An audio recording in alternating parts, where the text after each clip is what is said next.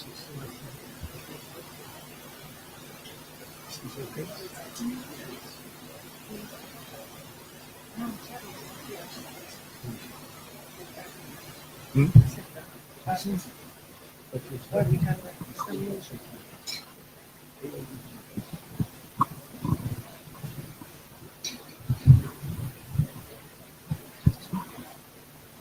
you are in Miteco?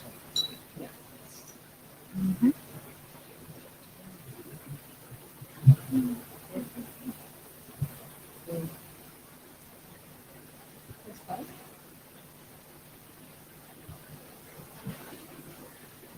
Good afternoon.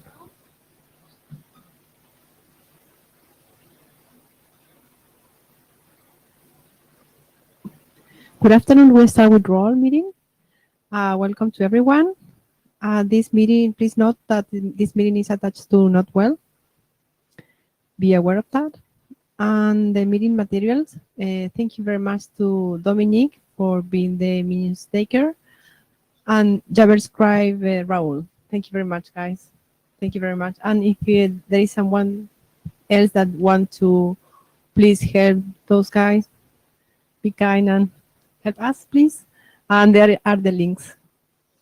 Please sign the blue sheets. Yeah, the blue sheets are there. So yeah, so this is the agenda for today. We have some new work and the new updates of the already presented work. Comments about the agenda? No? Okay, thank you. Okay, our milestones are like a rainbow, colorful, not green, some pinks or red. But I think we are moving on like slowly. What do you think? I like to keep the milestones as they are and not update them unless there's a very good reason for it. So it shows how fast our progress is. And if you keep on updating the milestones, we all think we're on time, and we are not. I mean, we're just slow. So I wanted to keep the milestone dates as they are. If there are any objections, like this shows badly off on the reputation of the working group, please tell us now. Otherwise, I'll just want to keep them. Yep. Thank you. Okay, the state of the active internet draft. There are going to be some discussions today and some working group last call that we want to address. There are other job that is like expired or on hold. If you need some help, let us know in the mailing list. We will try to help you to move forward your document.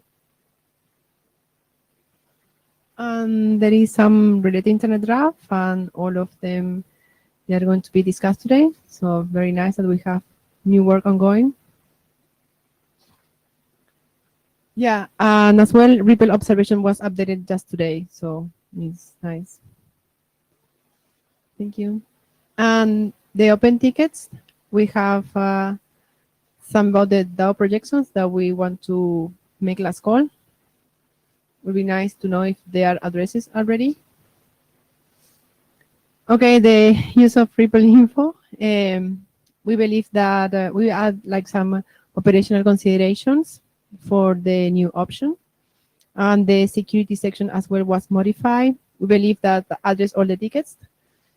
Please read if you have comments into the mailing list, because now she's in the last call. Charlie is not here, so we can pass to Raul. Thank you. That's going to present the new document mode of operation extension.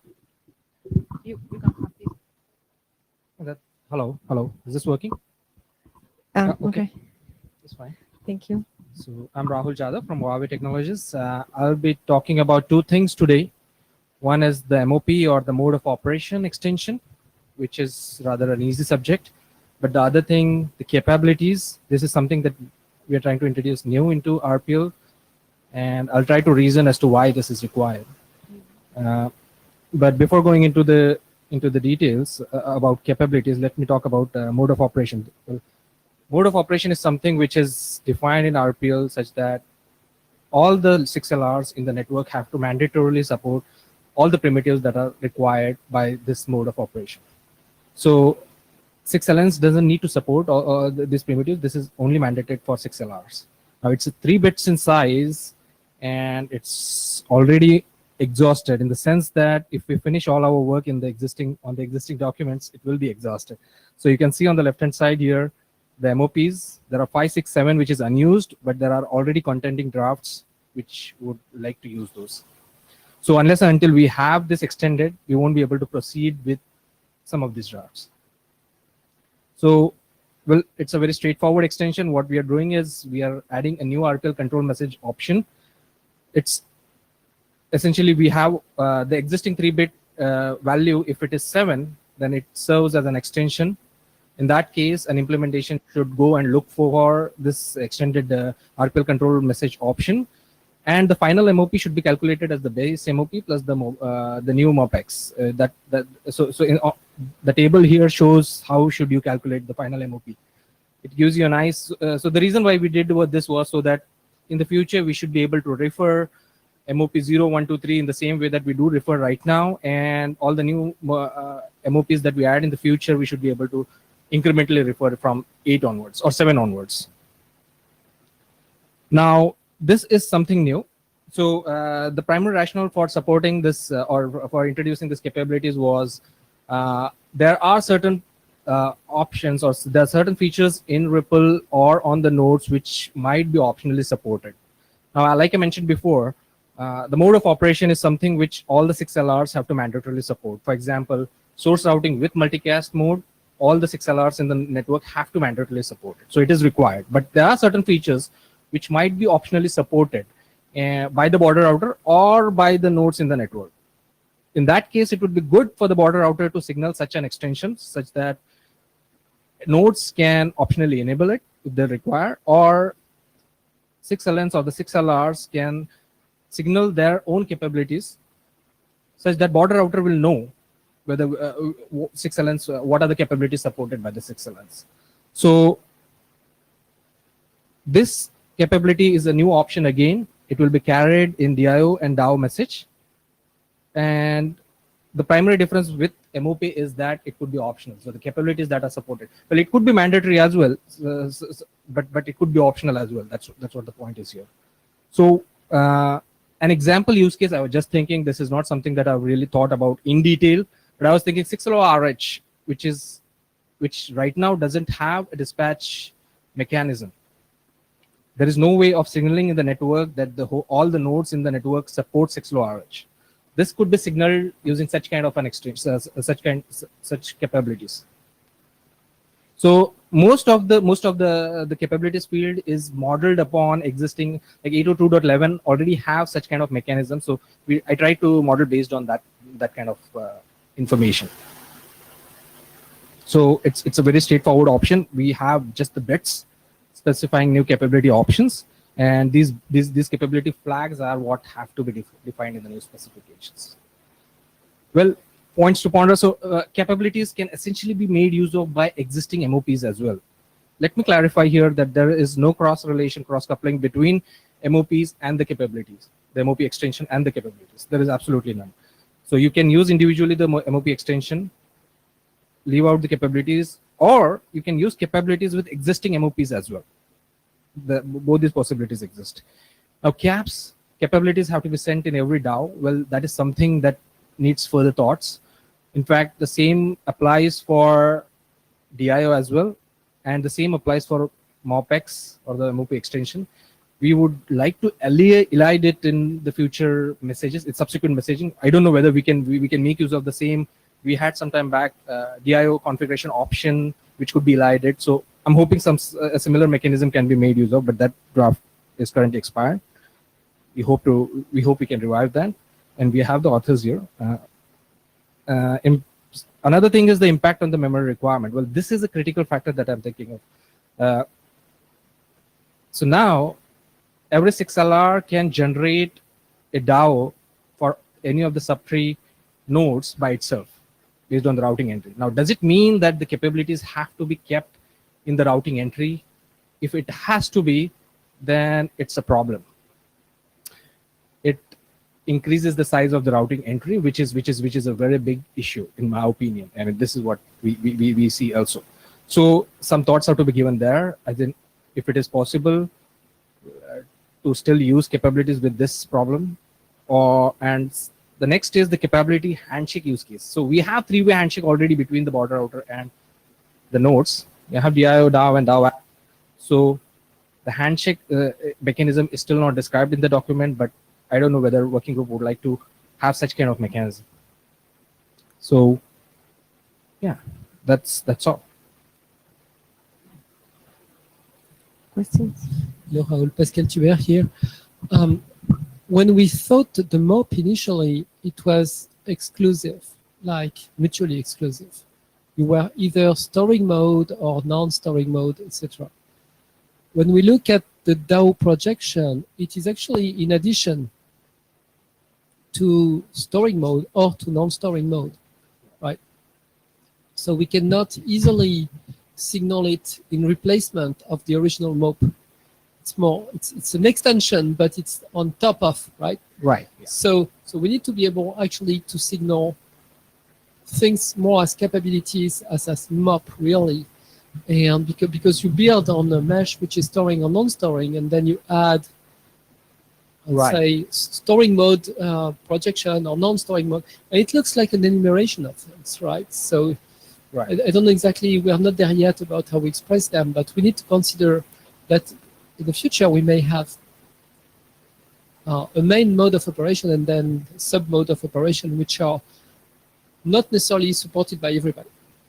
Right. And that's when the capability of the node Exactly. is so important, right? The root needs to know, oh, I can establish a DAO projection route between this guy and this guy using non-storing because I know everybody along the path can support.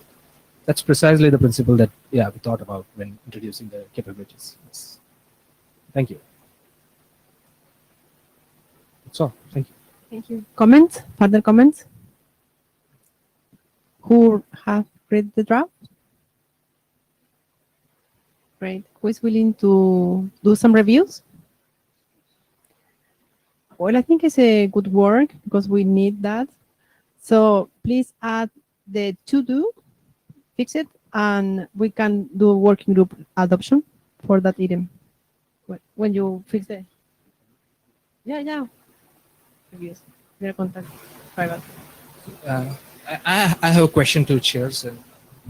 So does this mean that before this draft is sort of finished, we cannot advance the DAO projection or go for WGLC? Or I don't know, because it depends upon, there is a dependency here. Right? No, DAO projection is almost finished, right? Right, but we will have a dependency on this one. Normative? Yeah, I guess so. So yeah, we need the more. So we can promote the other one because it's a lot of work Yeah. of review, but it cannot turn into an RFC until all the dependent. But anyway, in DAO projection, there are tickets in security open. So we, while this kind of model operation draft is going on, we can address the ticket from DAO projection. So, I mean, there is ticket opens in DAO projection from security considerations. So we can address all the issues. Then we can do the last call. What will the dependency be like? Is it just a matter of tables and YANA registrations, or is it more extensive than that? Depends where we want to take this document. Well, Okay. one clear dependency is how to signal the support of DAO projection. Okay.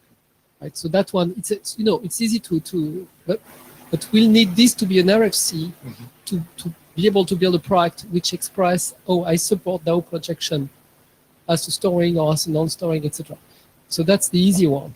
The less easy is I have questions still on the DAO projection about things we don't do in this draft, but you need for the global solution. So that does not prevent the draft from progressing, but that prevents from building a solution. Like, how does the root know how much memory is available on this device so I can establish 10 routes through him? How does the root know the topology? So this one could not address the topology thing probably, but it could address the amount of memory as sort of those capabilities as well. You could have options into the caps which says, oh, memory, speed, CPU, wake up, whatever, some information. Can you write it in the review on the working group list? No?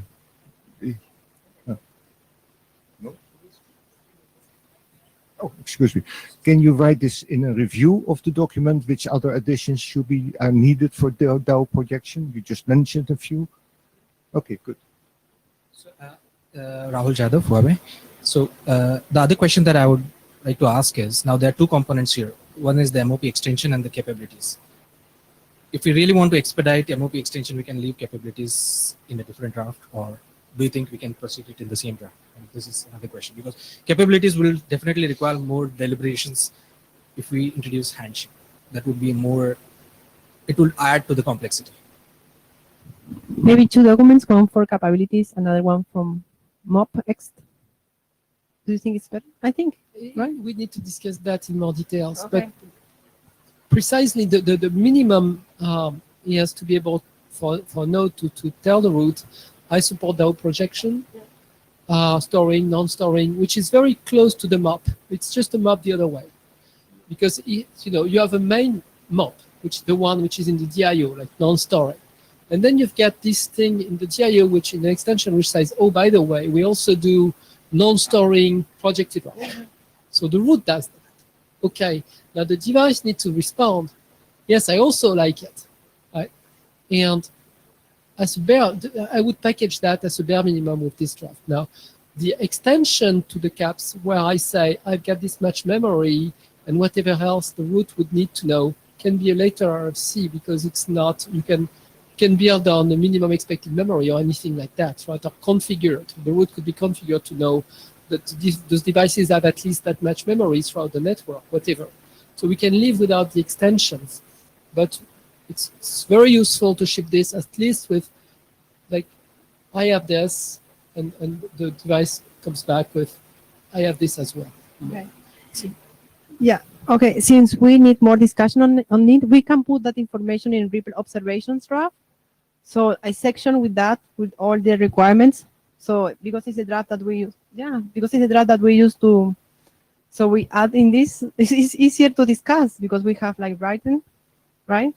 If you agree with that, so we can separate the work in different draft or merge in case needed. Agree? Agree? Okay. Thank you very much.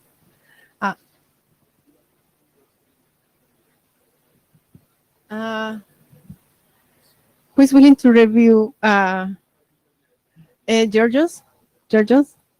Thank you very much. What else? One more? One more? Well, I would review it. Okay. Thank you. Okay, Charlie, please. You are using as well mode of operation, right, Charlie? No. Wait.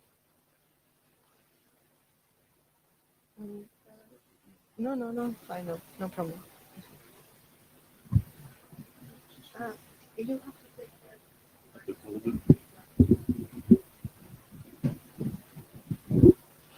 Hello, I'm Charles Perkins, and I'm here to review the modifications to AODB Ripple draft in response to comments received during last call.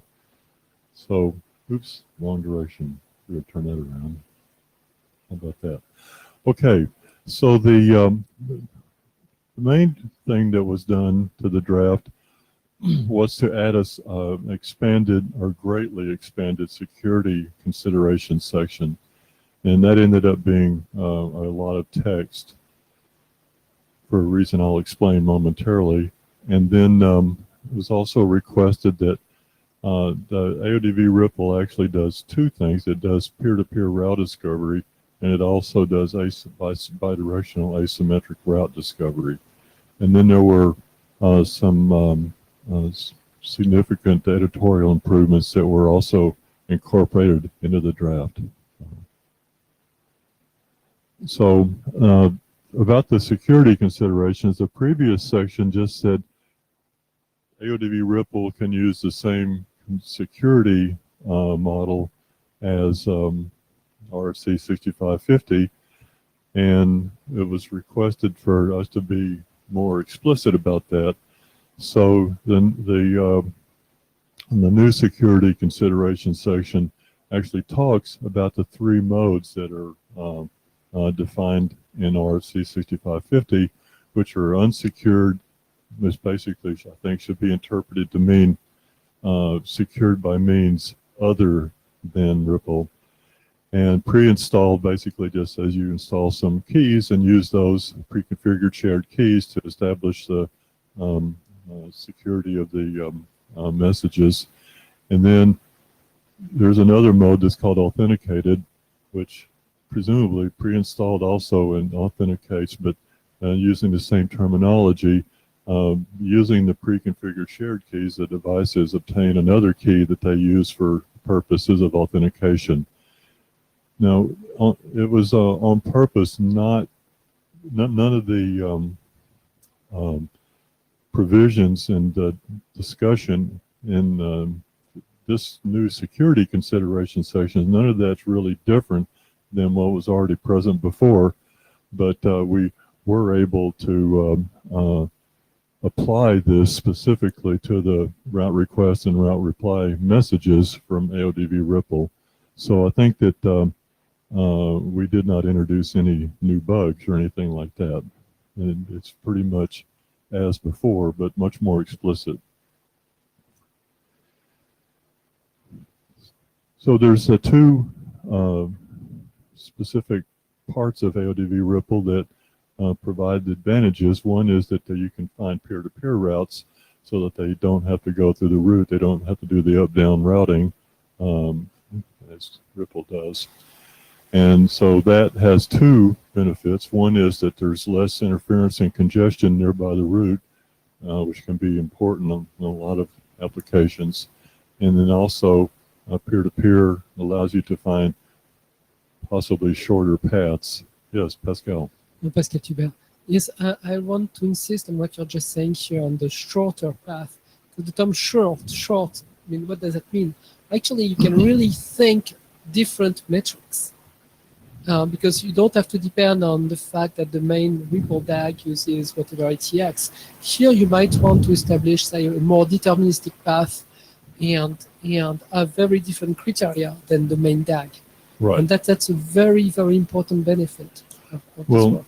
That's right. So I guess I was a bit hasty when I drew up these slides. It really is that the metric is more favorable between the path. So if you want to measure something else, perhaps reliability or whatever, yeah, it depends on the objective function. So I didn't say that here, but you're exactly right. And then the other thing is about the bidirectional asymmetric routes. Sometimes you can find routes, or perhaps even often you can find routes that wouldn't be discoverable by normal or Ripple means. So that's almost all of it. It was pointed out that we were using a targ node in the introduction when we didn't define what it meant, so we just expanded that out to be target node. And some of the references were not normative and they were moved to informational. And then there was some verbiage around sequence number incrementation that was not clear, so I made that clear. And then as far as the normal number of spelling and grammatical syntax corrections. Amazing how many times you can read through a draft and still miss some spelling error. But that's pretty much it. And hopefully we've resolved the comments. And if we can progress the draft, I think it's ready. Oh, that's it. Next steps. Well, we believe that the document is ready. So we are going to do after IETF 1 week last call, like to confirm that if you please read the last version and yeah, special security considerations, and let us know your comments. But I mean, for us, it's ready. So Okay. yeah, Great. Before. Well, thank you again for your comments. And Thank you very much. Pascal, please. Pascal, please.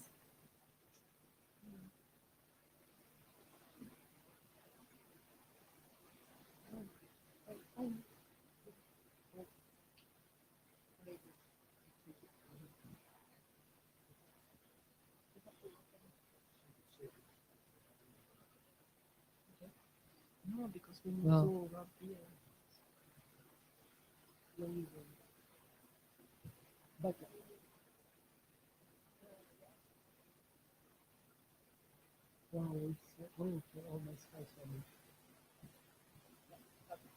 Okay, so back to the DAO projection draft. So number of changes. First is we asked Matt to actually contribute from his operational experience and implementation experience. So that's a new thing on this, on the latest publication. We have added text on which conditions could actually cause routes. It's really the superposition of different routes installed by different persons, like the main route installed by the background REPL, and then the storing node, storing mode projected route, and then a non-storing one. And you could actually, in some cases, I mean, create a loop. So we are proposing a number of ways to alleviate that and limitations on what you can do so you don't get into these cases. My feeling is you should not basically try to have too many things at the same time on the same network. Having a main mode and then one projected mode should be enough for a given use case. For instance, if you have a long line of meters, then you would use a non-storing mode for the network, and then for this long line, you would just do storing mode along the line to just save the routing header along that line. But then at the same time, would you be using storing mode projected route in that area? I have trouble believing it. So to be I'm not sure it makes sense to try to put too many things on the same network. So maybe we can have recommendations like that. Have a main mode and then a projected mode, one of them. And then you're not creating these loops, I guess. And then we were missing, maybe it's better now, I hope it is, and people could review it. We are missing a good text on what happens if there is leakage. So we have added a new ICMP type actually to really explain, instead of the traditional REPL ICMP error that you had in non-storing mode, we actually created a new type so that you can describe that the problem is not due, for instance, to the underneath non-storing mode, but really to the projected route itself. So now the route can, if you're in non-storing, the route will get, if there is a problem along the path, right? You're following a routing header and the next hop is not there. So you have to send an ICMP error, which is defined in RFC 6550, that tells you I have this error on my non-storing path. Now, if we use the same ICMP error and it's a projected route, then the route may wonder which of those two through that node is causing a problem. And so we have a new type now to indicate the problem is in the projected route or it's in the background route, basically. So that's the change.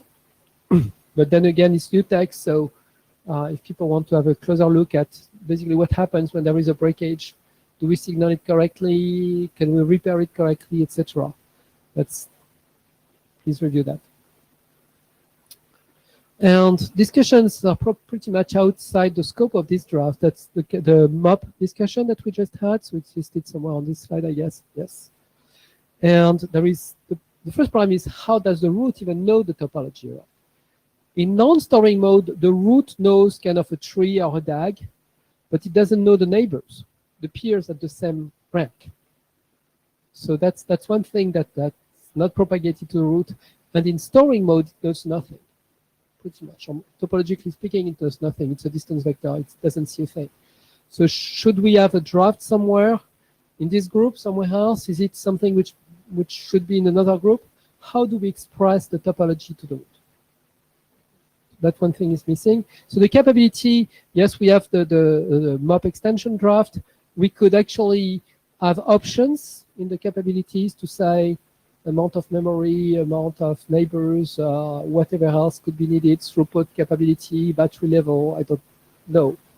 So metrics pretty much very close to the metric container that we have, but it would be a capability container or something that we could send to the root. And so if we have to ship the MOPEX rapidly, then this should be a different draft, maybe, I don't know. And after that, there is a traditional REPL thing, is we never compressed REPL itself. Now with RFC 8138, we compressed the data path, but we never compressed the control path. We said, let's express things naturally, and then we'll do a compression of it later. But we never did.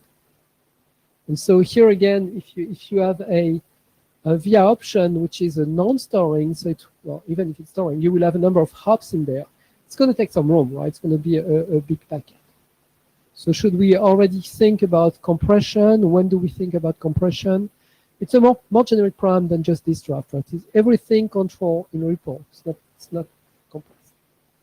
So you already hear people telling you, hey, I can't send my DAO or my DIO with all the options I wanted to because I don't have MTU for it. So I have to send multiple messages. So sometimes compression would alleviate that quite a bit. So it's all questions which are kind of raised by this draft, which are not inherent to the draft itself, but it's questions for the group.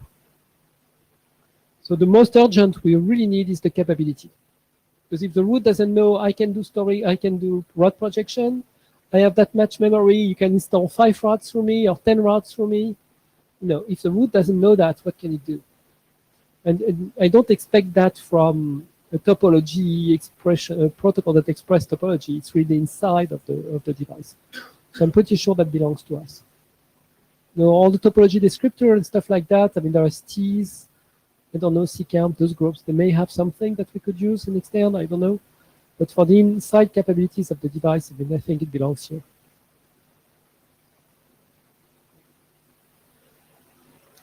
That's pretty much it.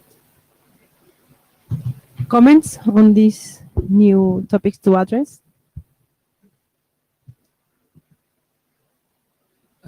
Rahul Jadhav. So I think the compression has to be handled because it's a straightforward. I feel it is required based on the implementation that I tried to do. And we have Karsten in the room, so. I've got it in my home. It's a That's good right. time to say It's a it. prototype. I tried doing it with 127 hours, the single channel 822.15.4. So with what? Did you say GRC or GR? You said you tried to do it with what? Yes, and you know it isn't. Yeah. Yeah, Carsten Bormann here. I'm summoned to the microphone, but I don't really know about what.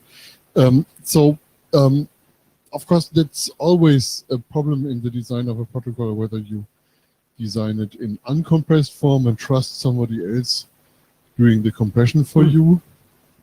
So, for instance, if there were something like 6 low RH, that might do the compression for you. I have no idea whether that is applicable here. Okay.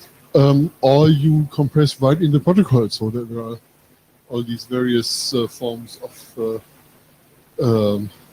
source routing where you have ways of combining lists with different lengths, which takes the prefixes from the previous entry and things like that.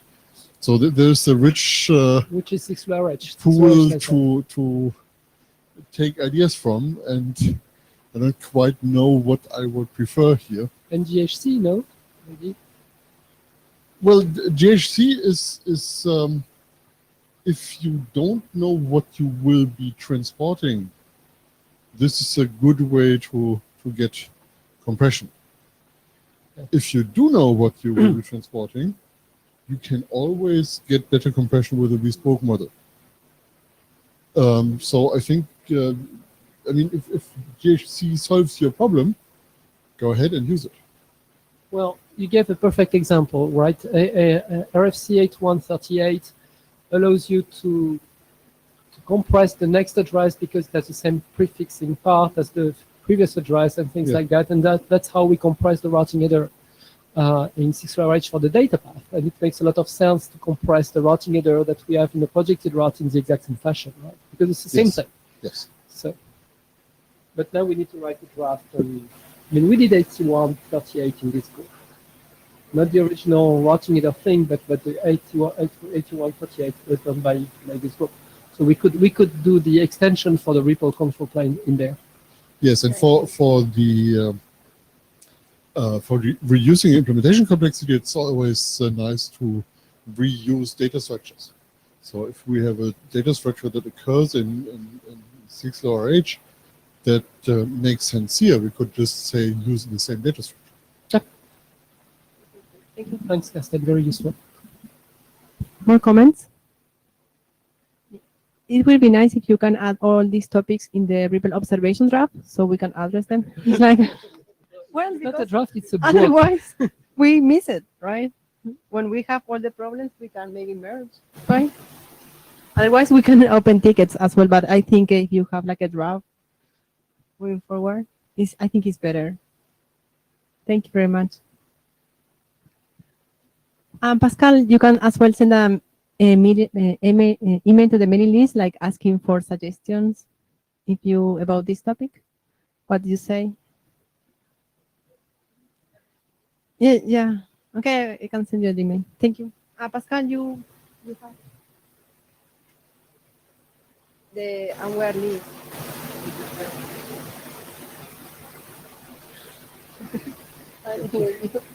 Because I have a lot of backups for people interested in the topic, but I don't speak them. I just explain how things work.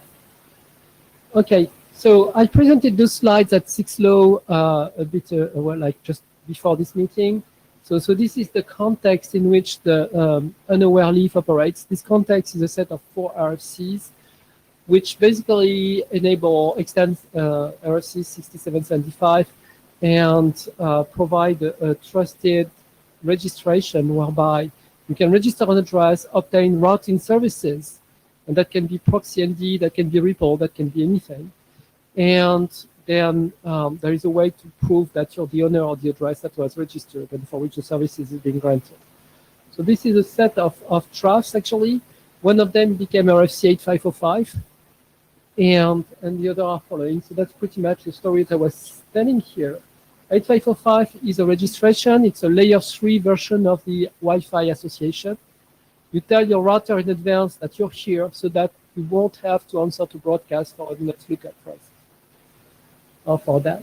The backbone router is the proxy ND. So if the wireless guy, say Wi-Fi device or a 15.4 device registers to the backbone router for proxy ND, the backbone router can defend the device on the Ethernet side even if the device is sleeping. And IPND is the secure ND variation for that model, whereby the address that's being registered is associated with a cryptographic token, so we can prove later the ownership. So if the device moves and wants to say, oh, this IP address is there, it was here, now it's there. Oh, are you the same guy? Are you trying to steal the address of that guy? No, I can prove it's me because I have this cryptographic token, which is like a public key. So I can prove I have the private key. I'm not stealing the address, I do own it. So that's what APND does. And there is this new work at 6LO, which is about using the method that we have in RFC 8505, inherited from 6775, where we have a registrar, a central registrar called a 6LBR. Now we would have it on the backbone. So you can do the traditional neighbor discovery in unicast. So when you have a new address, you just don't do that, you also populate this registrar. So next time somebody does that, he can ask the central registrar. And he knows that your address is already taken, doesn't need to do a broadcast, doesn't need to wait for 1 second, etc. It already knows the address is taken. Okay, so I won't go through those slides, they are there as backup. Oops, too late. Okay, so the REPL counterpart of this is, remember I told you RFC 8505 enable a host, a 6LN, which doesn't know that the network is being a REPL network or if it's attaching to a switch infrastructure or to anything else. It just enables this device to say, Mr. Router, you're my router, you're protecting me, I can sleep. You will store my packet, whatever. I trust you to do this routing service for me, and now I can go to sleep. One routing service could be ND proxy with the backbone router. Another one is Ripple.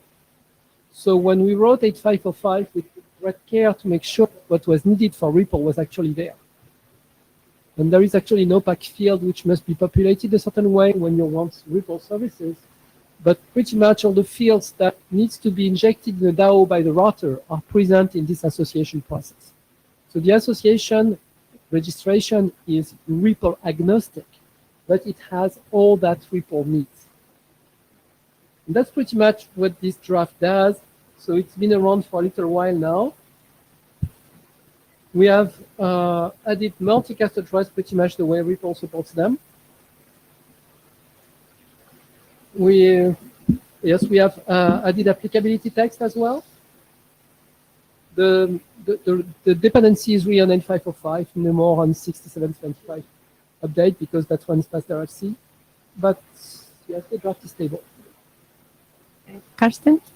Before we adopt this, can we fix the name? Because this is about hosts. We have this 45-year-old term that we use for hosts. Things that are not routers are hosts in the IETF. And this is really about host requirements No, for Ripple. it's really about what a Ripple router does when the host uses 8505. So, okay, 8505 is a host to router operation. Yes. But it doesn't say what the router does if the router is a Ripple router.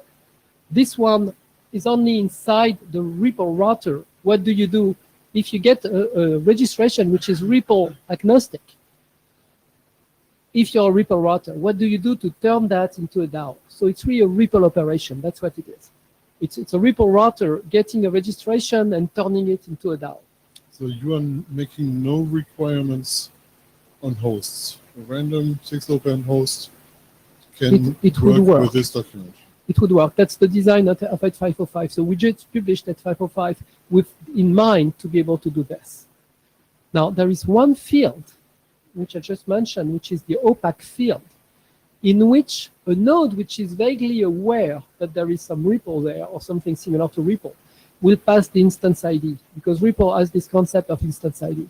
So there is some vague text in 8505 which says you have this opaque field, you can pass some information for the routing protocol, and if you pass it, the routing protocol will be happy. And in that draft, we're saying, hey, by the way, if you're a host, that you know what you're doing and you're attaching to a Ripple, pass your instance ID if you've got one.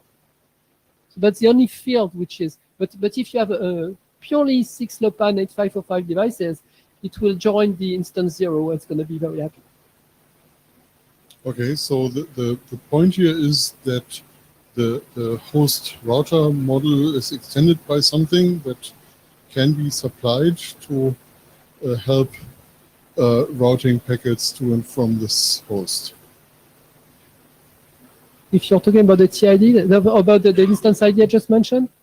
I was talking about the instance ID, but of course the TID is the other thing that has But been it's in the official 8505 independently of Ripple. So 8505 specifies the TID, re-specifies it, and says Yes. you have, because we need a sequence counter when we have mobility, so we needed one.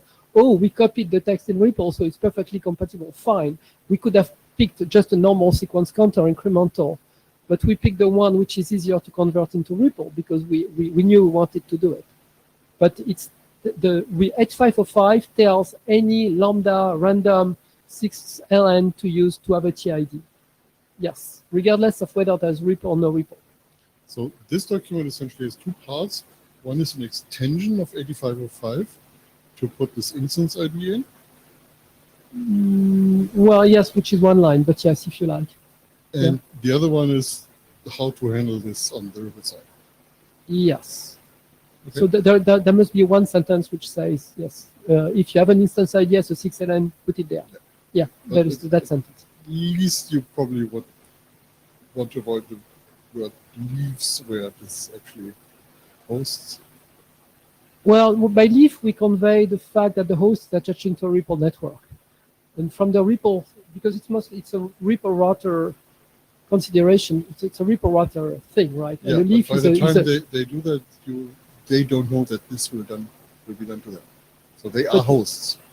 yeah, they You are, treat but them it's as not them leaves. that we are specifying. We are specifying the router for their leaves. And since they're repo routers, these are leaves. So Get rid of the term, please. okay, I don't mind. It's because people are so used to the term leaf so far in this group. Rahul Jadhav. So we Thank had you. currently we have three things: the address, the TID, and the OPEG ID, which carries the instance ID. Yeah. Right. So now, based on our previous discussion, just the talk before, now we are having more information that the node is sending to the root.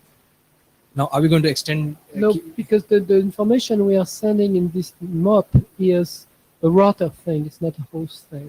So it's the router capability that you're exposing, not the leaf capability. This is about what the router does for its leaves, but it doesn't announce the capabilities of the leaves, right? Okay, and only the leaves connect to the router. This is about non-ripple aware leaves, Okay. hosts, right? But it's the ripple treatment, the treatment by a ripple router for a host, which is a 6LN and doesn't even know it's attaching to a ripple network. But it still needs to, so there are a number of bits, etc. So all this normally has been done. And it was, H505 was designed to enable it. So it was just, okay, what's the router counterpart? This is the router. Thank you, Pascal. Could you please add in the terminology host? What means host for this document? Like, Well, leaf we add in our terminologies, right? But if we change host, the goal, I guess, if I read Carsten, is if I change leaf to host, it means I don't have to define it. no, but Because hopefully people know what a host is. That's the whole point of turning to host, right? but anyway, could you add, because if it's mentioned in the document, I know that is I read it, and it's like a leaf is mentioned in the description, no in terminology. We want to, if you could add, please, in the terminology section, like what means host for the draft from the point of view of the draft. It's like a router, yeah, like a router with a. Well, no, I mean, I would not define a host. I can use 6LN. Okay, because it has to be a excellent. Because 6LN. yeah, you And use 6LN is excellent. defined by the reference. Yeah. So if I don't use Ripple unaware leaf, I will use Ripple unaware 6LN. I will not use Yeah. host. Yeah, because We need F505. yeah, because it's mentioned in the document the word host, like live in the same.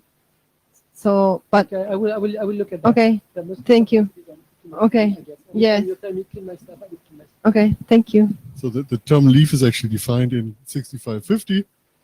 As usual, it's not in the terminology section, but it's being used there extensively and means something different. Yeah, but yeah, we could add in this document live in the terminology section. I agree with Carsten, but I'm not saying leaf here. I'm saying Ripple unaware leaf because the leaf in 6550 is a Ripple aware leaf. So Yeah, but- the Ripple unaware leaf is the new beast for this draft. Yeah, but But I'm okay calling it 6LN. Yeah, That okay. resolves the issue. But we already had this discussion. Okay, but anyway, if you could add this kind of specification in the terminology, because we have a Ripple unaware leaf and Ripple aware leaf, like Ripple leaves. So, yeah. Okay. Which I didn't do. Okay. Okay. Thank you. Thank you, Pascal. More comments on it? And after, Adoption. who has read the draft?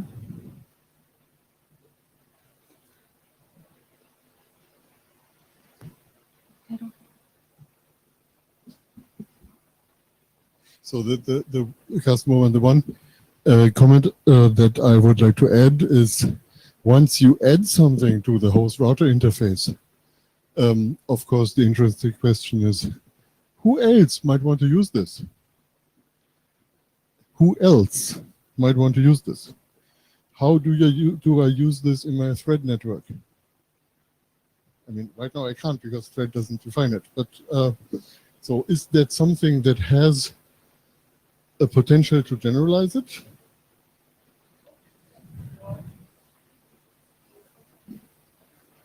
There are actually, so far, unless Rift removed it or changed the wording a bit, but there were actually 3 drafts which would use H505 as the host to router expression that the host needs the services from the router. Well, the instance ID is an opaque, so each one would have to define what you want to put in there. But yes, maybe thread needs something, I don't know.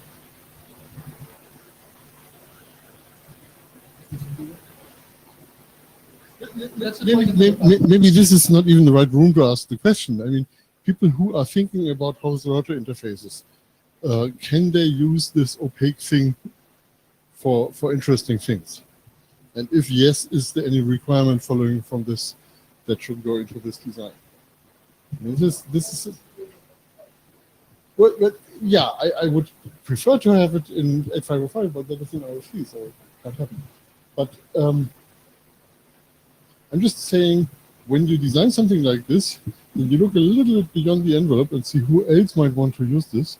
And if yes, do they have any requirements that I can easily accommodate by designing it in a certain way?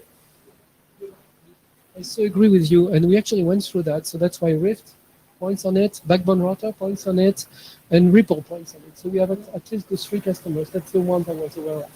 And that's when you have basically a node which moves across a routing fabric, because you want to know.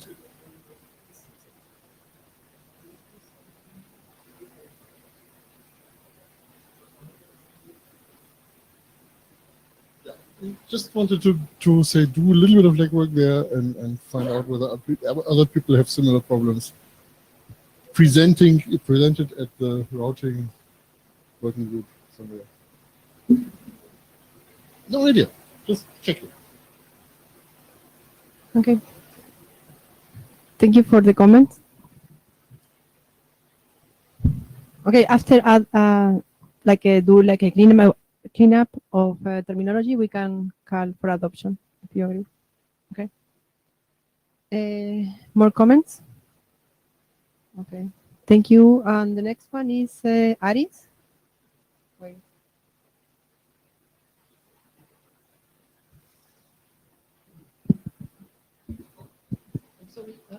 As you pass through the slides, there was one which we did not really discuss. Can you go back one slide for a second? Yes, the up. Which one? Yes, this one. Because there is something in this draft which I don't think is a good idea. I just made the exercise of enabling it, but the 60 architecture says it should not be that way. And I think when I read 6775, it's also the same way. So, okay, 6775 introduced a beast which it called 6LBR. By name, it's a border router. That's what the BR is for. By function, it's a registrar. That's when you put the list of IP addresses that are in your network. And should that list be hosted by a border router? I don't know. I mean, maybe yes, maybe no. Maybe it can be somewhere in the cloud. And so we have this big confusion of name and function. And now we build this aggregated thing with the backbone routers, etc.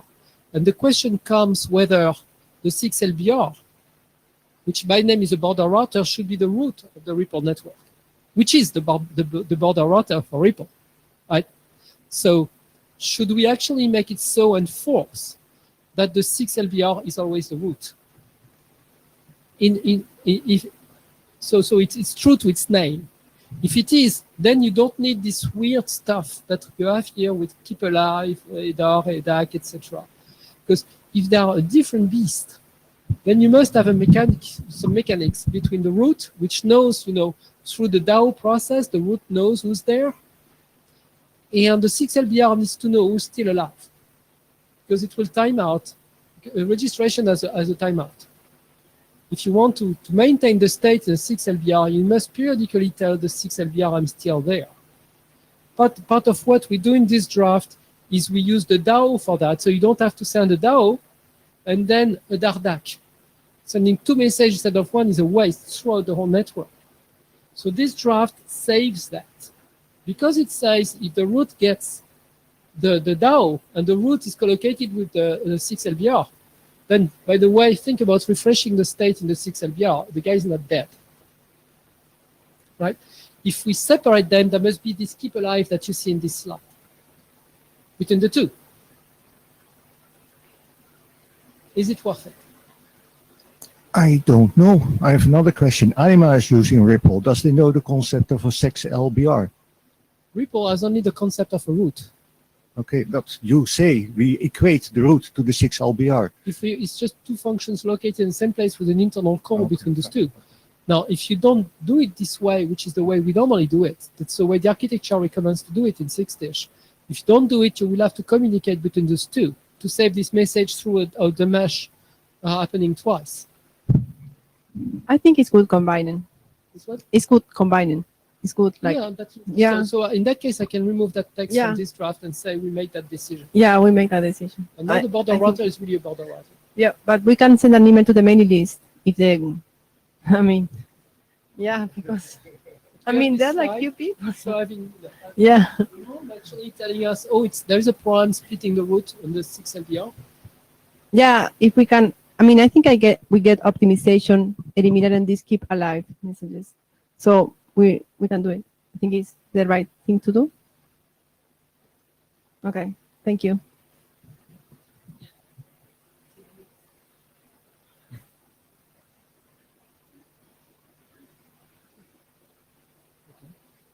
So hi, I'm Aris.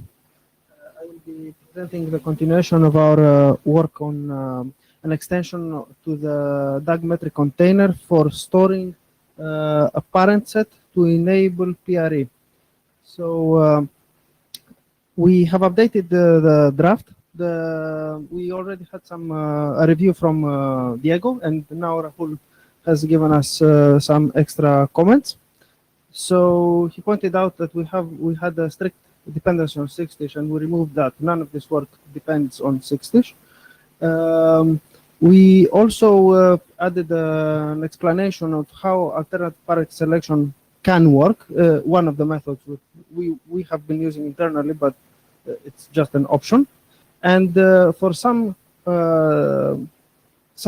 sections of the draft, we have made the prescriptions on what to use a bit more flexible. So, for example, you can use any alternative parent selection with this extension, and different nodes can use different alternative parent selections. We don't prescribe some that all the nodes must use the exact same method.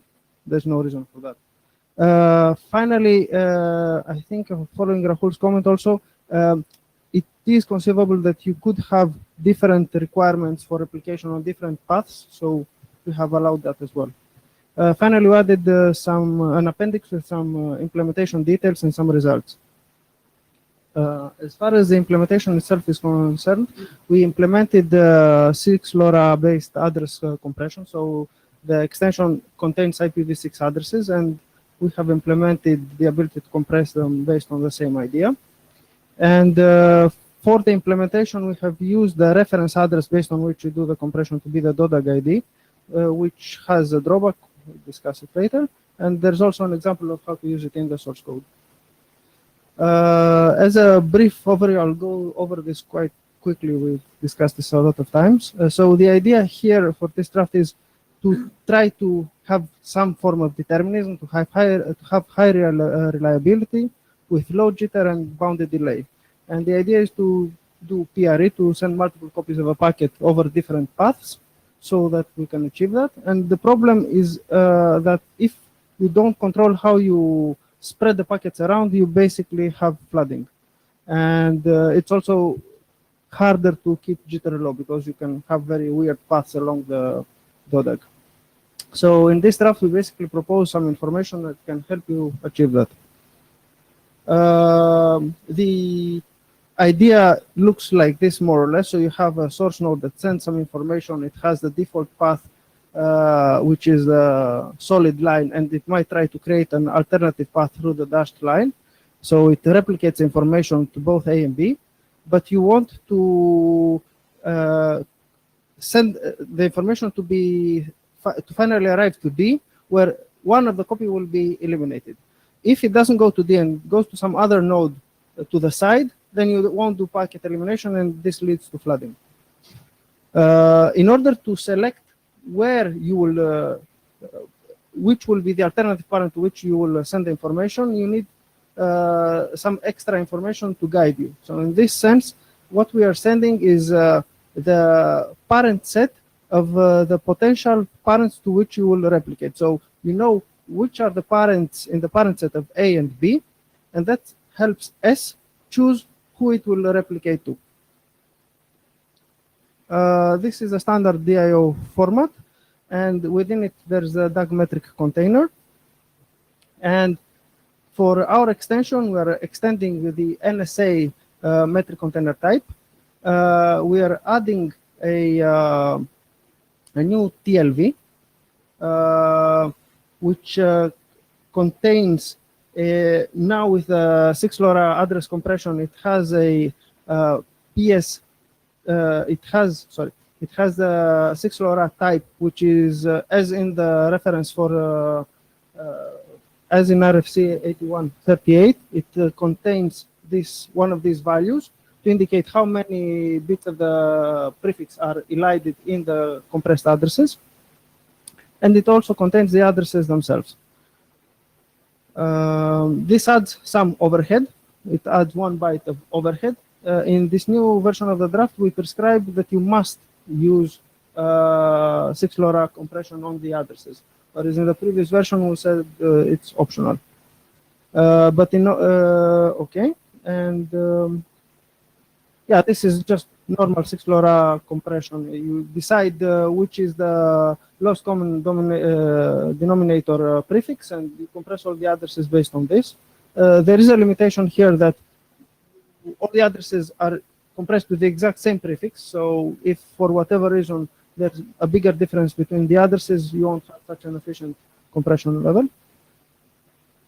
And here we have an example of how this would work. So one of the proposed methods of alternative parent selection is called CA medium, common ancestor medium. So in this case, one would the default path is from S to A and to F, and you want to evaluate B1, B2, and B3, who will choose to be the alternative parent.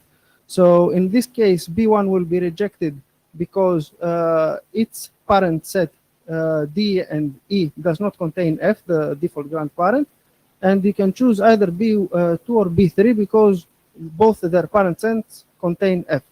There's other ways of doing this. We have them in the draft. Depending on how you do it, you might have more or less flooding and more or less energy consumption and more or less reliability. There's a trade-off. So this document was adopted at the previous IETF meeting. We have the code implemented in GitHub repository. We have Wireshark dissectors for it, but we haven't implemented the decoding for the 6 LoRa compressed addresses. We are going to do it soon. And we addressed the review comment from Rahul. So there is the issue whether we would like to discuss the scope of this draft. So do we keep this simple, just a small extension to an optional field in the DAG metric container which contains this information, or do we want to actually prescribe specific methods of implementing this alternative parent selection that uses this information? And in discussions we've had, my impression was that we'd prefer to keep it simple, but I don't know if someone has a different opinion. Actually, Rahul's comments pertain to this. Rahul Jadhav. So my comment was that we have some specific information about the parents, which is the mean based on Michael's draft, the mean minimum priority. Yes, and that we should include here because that is this is actually the third point. Yeah, okay. Right. So it doesn't complicate thing in my opinion. You know, there are there are two things. You mentioned that the parent selection logic. Yeah. That is something very specific to implementation. Those are implementation guidelines. Yeah. It's great to have in the document, in my opinion. But okay. As an example, you mean? Yeah. Okay. Okay. So the one thing is the information itself carried, and how you use it. Maybe you can give an example, but actually it's up to you. It's an implementation detail, or maybe there can be another draft that prescribes something specific. But at this point, this is just an idea. And then you have the third point here, which discusses aiding in, if I remember correctly, in enrollment. Was that it or not? No, sorry. So it was the idea that Rahul had was in addition to the parent set itself, to add for each parent priority level. So it will quantify, you don't just have the order of preference between the parents, which parents in the parents that are ordered based on rank. You also have a quantification of how much preference you have for each of those parents. So maybe you can use that for whatever you might want to use it. And actually doing that is not that complicated. We can reserve a bit from the 6 LoRa type, which is available. And if that bit is present, then you know that you also have an optional byte for the min priority value. I don't know what that sounds like. So, Rahul Jadhav. So the 6LoW RH type is defined in this specification, in this draft? No, we're just reusing the. So Okay, here, so it's this from is. 813. Sorry, let me get back. No. Yeah, here. This is actually a table from the Okay, from okay. RFC 8138. I just copied it exactly as it is. So we're just reusing the definition. There was no reason to actually create something of our own. But this thing doesn't actually use the whole 8 bit, right? So you can use one bit to indicate that this optional preference value is present or not. I don't know. Is that over engineering it? So in 8138, how many bits are reserved for 6LoW RH type? The rest So we are can't reserved. change So that. it's what? It's 5 bits basically. So there's another 3 available. Yeah. And yeah, we are reusing it, but we're constrained by whatever that RFC does, right? I just reused it because there's no reason to think up with something on my own, right?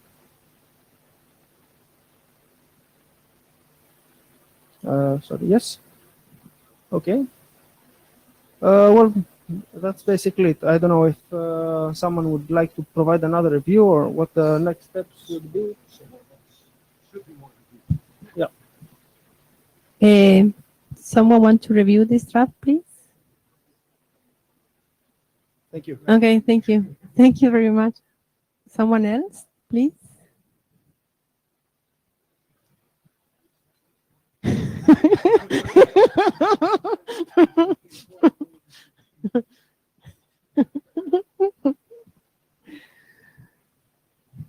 Yeah?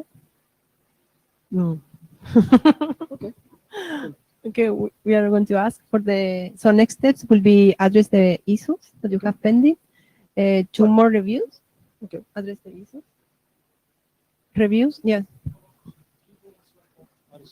So the answer from the room is not clear to me about the draft scope prescribed specific AP selection method. Oh, sorry. So do we need another draft where we are going to define how to select an alternative parent? Because here we are going to give an example, right? So we are not going to define, if this is what I understood from Rahul comments, right? There is an existing section, and I think that should be there. I mean, the CA mechanism, the 3 mechanisms that are there. Mm. Those we can keep that in the draft. Okay. Plus, one example I think it's already there. So example is already there. The draft already explains the 3 mechanisms as well. Okay. So about the priority, optional priority value, I don't know if everyone has a preference to include it or not. I'm guessing that you're for it, but since you proposed it. No one. Okay.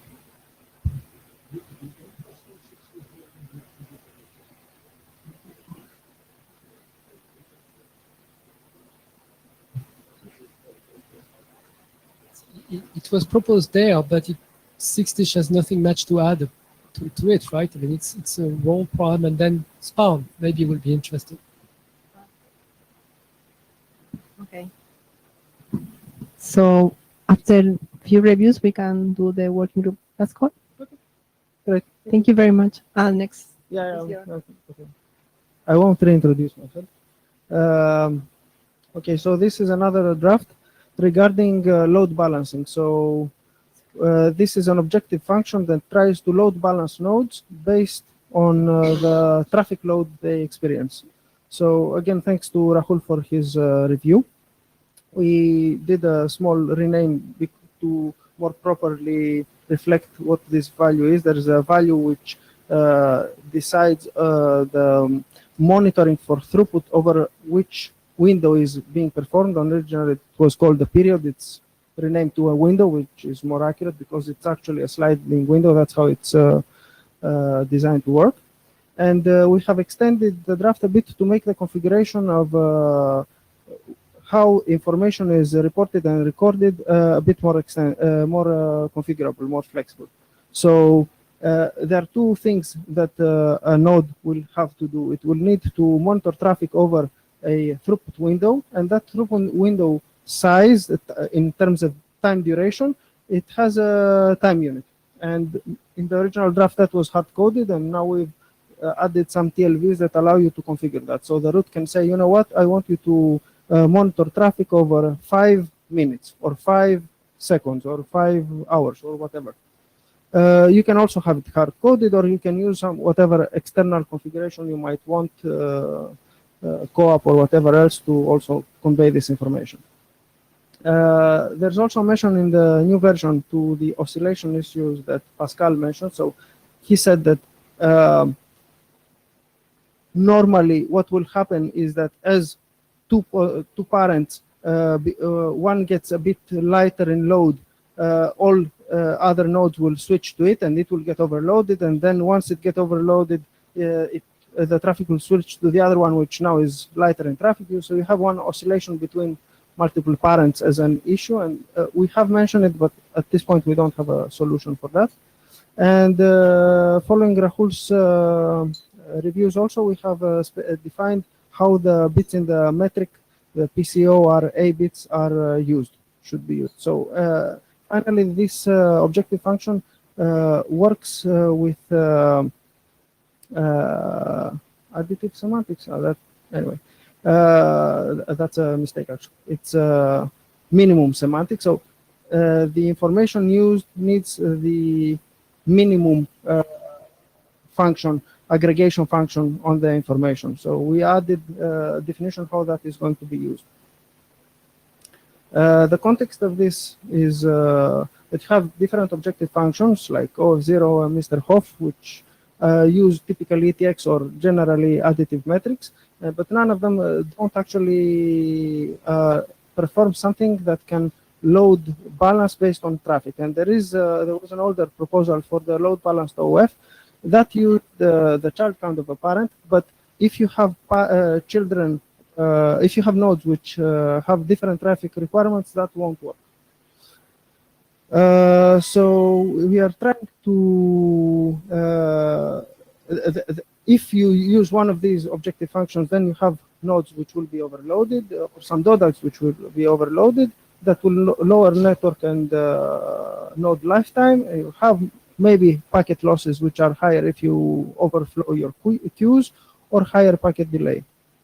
So as an example here, if you have two potential DODAGs to connect to and you have that node C, it should connect to DODAG 2 since it has more available bandwidth, more available resources for forwarding the traffic. But since the normal objective functions don't know about that, it might connect to the other one and experience packet loss. Now, ETX will correct that over time, but it will take some time for that to be corrected. And we're trying to help nodes connect directly to a node that already has the capacity to spare. So we are proposing a metric called remaining throughput, and when it's used aggregated with a minimum function. So a parent node sends, I have, for example, the ability to send 5 packets per second, and it's received to a child node. That child node has a capacity to forward only 3 packets per second. So when that child will report its own remaining throughput metric, the value will be 3. So it goes down, obviously, as you go further down to the DODAG. You are using a sliding window, and that sliding window tracks throughput, available throughput capacity. And that's basically the capacity that you have minus what you have been using. So you need to implement some tracking in the code to check what spare capacity you have.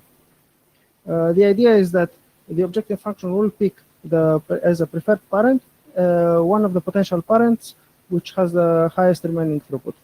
And you can use it with a hysteresis function like in Mr. Hoff to reduce somewhat the oscillations. Not completely, but it's somewhat dampening it. The structure of the metric is like this. You have the typical header for all metrics, and the remaining throughput is 2 bytes. It's an unsigned integer, and you can use it as a constraint as well. So you can say that I only want to connect to nodes that have at least 5 packets per second remaining throughput. And we also added these two new optional TLVs. One is to define how big the window is. So that's 16 bits and allows you to define the window size in time. And the time units used for this are also an optional TLV, which expresses the window time unit in multiples of a millisecond. It's value is 8 bits, and it's the power. It's a power of 2. So if it's 0, then you have 1 millisecond time unit. It's 255, then you have until the thermal death of the universe.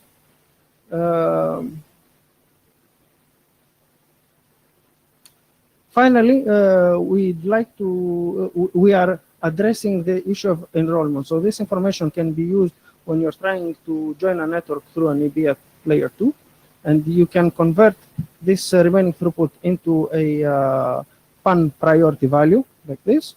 And you can also use it as normal whenever you're initially joining a Ripple network to pick the DODAG directly with which has the maximum remaining throughput. Basically, if you're using the aggregation of minimum, whichever node you're connecting to, it already knows which is the available remaining throughput through that path all the way to the root. So we have reviewed this, the draft has been reviewed by Rahul. We have addressed his comments more or less. We have an implementation which is almost ready. And we have to solve the issue of oscillations, which both Rahul and Pascal have addressed. So I don't know what the next steps would be. Yes? Pascal, I'd like a few clarification on Yeah. the additive properties of the metric, because There are none. well, okay. So first case I have in mind is I have 2 parrots. Each one tell me they have 10 left. Yes? Does it mean I have 20? No. I know what we were discussing this about, Yes. how you could split maybe the traffic so that you Yeah. don't have the oscillations, and maybe you can use it to take. But then if so you're using the tree. That's Yeah. that's my answer. Okay. So now say the bandwidth of a link is typically 100, right? Yeah. And my dad says I have 50 Yeah. left. So I see, oh, 50, nice. I need 5. Yeah. Let me jump to him, and then so I exposed 55, right? Because I used 5 out of the 50. That was exposed. Well, the left is 45 and used is 55. So left Okay. is 45. So I expose 45, and now children come in, and they join me, Mhm. and they use those 45. Yeah. So far, so good. And now I need to move to another parent. And I see a parent which exposes that 20 is left. I need only 5. Yeah. So I'm fine, let me move to him, but then my children will be starved. Not necessarily. So you will be tracking your throughput, including what you're forwarding.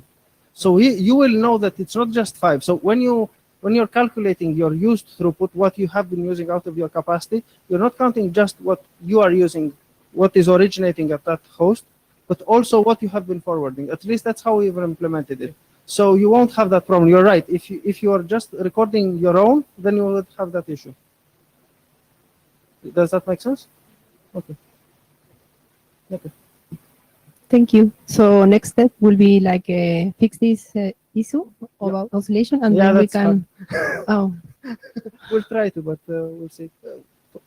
okay. You can ask for help to the mailing list Yeah. if you, Okay. and then we can do the working group last Okay. adoption. Okay. Thank you. Thank you. Thank you very much, Ali. Comments? More comments? No. Henry with the new. He did like a test bed evaluation in Contiki 3.0. Thank you.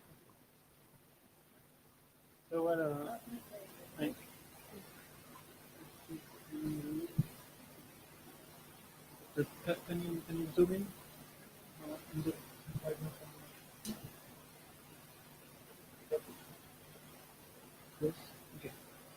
Right, so I'm working in my PhD thesis on another routing protocol, and I use Ripple as a comparison for my protocol. And I report there some interesting scenarios where I think something to say about Ripple. So we are in the context of YSense. We shown three scenarios. The first one is a simple scenario where we just put some nodes together, and then after, because I'm working on asymmetric link, we try to put some asymmetric links into the network. So we put a depth node, and thereafter we put into another experiment, we put a muted node. And we try to see what happens with Ripple.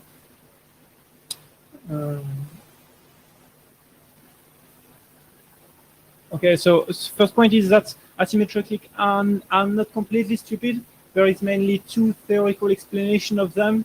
The first one is environment itself. You can have interference that occurs on one node and not on the other. And the second point is that we have different hardwares, and if the range between the emission, the transmission power and the reception threshold is different between nodes, if one node have a bigger one or a tinier one, we have intrinsically asymmetric links.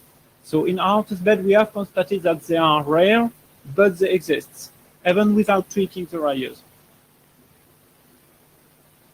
So the first scenario uses 40 client nodes. We just put 40 client nodes together, plus one sync, and we record what happens during 2 hours. We have at the application layer one UDP query response every 5 minutes. Traffic we've decided. We use the Fit IoT lab testbed. So it's a French testbed deployed in the labs, in some laboratories, 6, I think. And we use nodes from there to test our things. We use the quantic implementation of Ripple, so we do not tweak that. We just use the default parameters and use Mr. O function and objective function and quantic map radio duty cycling. And then we obtain this DAG. So this is the main DAG used.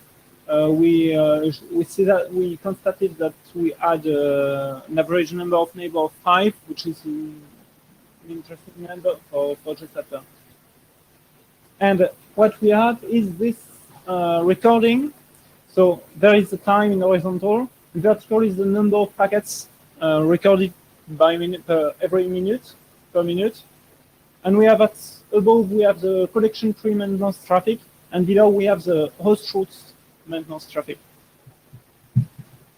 So we have at the beginning, of course, we have many traffic to build the tree, and after it is more stable. And we notice mainly 3 kinds of traffic. The first one is the broadcast DIO traffic. It is trickle, okay, no problem. We have approximately 3 packets per minute in the whole network. Then we have also host route maintenance for the AOs. We have recorded approximately 10 packets per minute for all the network. So a little less for each node, of course. And then we have noticed that there is many unicast DIO packets in this situation, which is in fact probing, where each node needs to probe its neighbors to keep an estimation of the link between them. And we have recorded that there is approximately 20 packets per minute for this kind of traffic. So in fact, Ripple doesn't define explicitly the usage of unicast DIOs. It expects an external mechanism to be triggered to verify link properties. Okay. Also, Mr. Function says that we should compute the path cost to each candidate neighbor. Okay, but we do not know how to do that.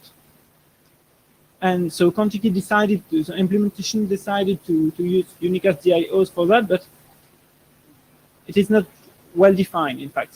So on one side, we need a way to estimate the link quality between each node, and at the other side, it is for now left alone by Ripple itself, because it's not really a routine protocol problem. It's more a link local problem. So the question there that I raise, I raise questions more and I give answers, is that can we, as a Ripple node, can I receive a unique SDIO? What should be my behavior to that? For example, do they count as redundancy for Trickle? On one side, yes, they should, because they improve the knowledge of the topology, but on another side, they are not broadcast packets, so that doesn't count. In Contiki implementation, they count, but we don't really know what to do on that. Also, what about traffic overload? We have seen that it is 20 packets per minute, so it's bigger than what the Ripple itself does. That's a bad idea. It should not be counted. This is not in the protocol, right? I mean, they're using this message as a probe for the link, for the peers, because we expected neighbor discovery actually for doing that, or link layer acknowledgements. But basically, Trickle is about eliminating broadcast DIOs, right? Because you don't need too many. You're sure that this guy will have received the broadcast DIO if you've seen 4 or 5 all around you. Sure is a big word, because at the edge of the network it's not true. But inside the network, if you've heard like 5 DIOs, you say, oh, my neighbors got it. Because I've seen 5. So I have no point sending one. But if they were unicast DIOs, my neighbors did not get them because they didn't care. They were unicast for me. So they don't count as redundancy. They are not redundant. The redundancy is for me not to send my broadcast, because this guy already got it from this guy, and this guy. So it should never count. That's a bug. It doesn't exist, so we can't specify it, but it's a bug to count it. Rahul Jadhav, so it should not be counted, and the specification clearly mentions that. There is a section in RFC 6550 which says how to handle unicast DI. It clearly says that the trickle timer should not be resetted. I don't know about the redundancy problem particularly, but there is a specific section in unicast DI. Unicast DI, how to handle unicast DI, there is a specific reference saying that you should not reset the trickle timer. Okay, right. Yeah.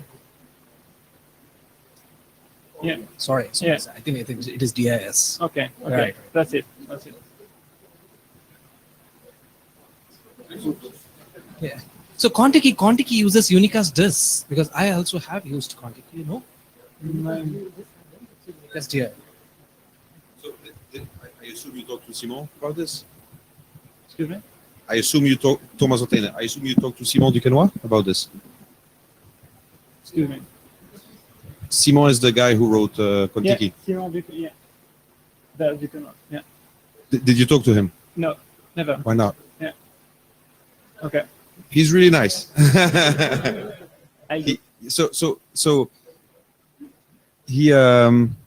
It's a real strange thing that he did that he does in Contiki, and so what you measure is not really representative of 6550, and the tricks that he plays are compliant, but they're tricks that are not explained in 6550. So you will not find in 6550 the reason why he's doing that. If I remember correctly, and somebody can correct me, he's not using the unicast DIOs to probe the link to see like how good the PDR is.